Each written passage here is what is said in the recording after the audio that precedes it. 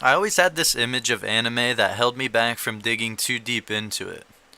Cowboy Bebop is my favorite anime of all time, and I appreciated it because it wasn't too over the top. These were just regular dudes finding their place in space, trying to hunt down wanted criminals.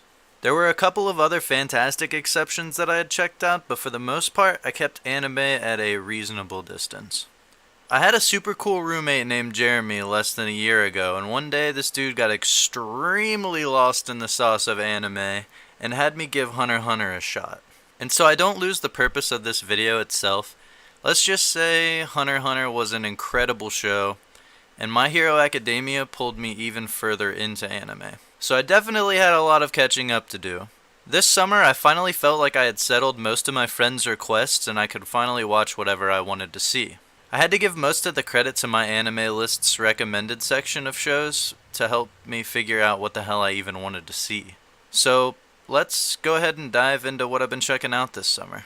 I checked out two mature slice of life shows in Agretsuko and Wotakoi. Let me start by saying score-wise, the only anime shows I have personally given a 10 out of 10 are Cowboy Bebop, Devilman Crybaby, Berserk's original 1997 series, My Hero Academia's Season 3 when it ends, and now, Wotakoi. I'll briefly say that it blew Agretsuko out of the water with how relatable and creative it was, and I wish more people would have given it a shot. To put it short, we have 4 co-workers that go on cute double dates and battle with trying not to stand out because they're otakus. The references are incredible and don't derail the story in any way. The way it made me connect their struggle with what my girlfriend and I deal with on people not understanding how we can enjoy video games and anime at our age, I loved it. There were so many times when we were watching it where we would just go, damn, I completely get that. And while we never fought with if we should give up on any of these things we loved, it made us more comfortable being the way that we are. We knew we weren't alone, and that's what's important. The most random show I checked out without any kind of background knowledge on was another twist on the battle royale genre, Juni Taisen. Basically, there are 12 people representing Chinese zodiac animals, and they all have to kill each other, and the last one standing gets any one wish granted. People online have given this show so much hate, and I honestly don't get it. It's predictably unpredictable. I know that doesn't make sense if you haven't seen it, but if you check it out, you'll know what I mean. A lot of the hate I see is from people saying that there wasn't enough backstory for the characters, and I don't really know what kind of backstory you were expecting from a show 12 episodes long where 11 characters are supposed to die. Actually, no, fuck that.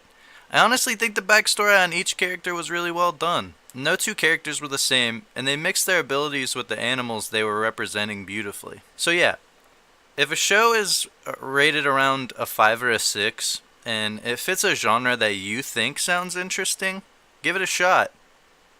You might thoroughly enjoy it as I did with Juni Taisen. I play Dungeons & Dragons in a small town in Ohio every week with my good friends, and we've played for a little over a year now.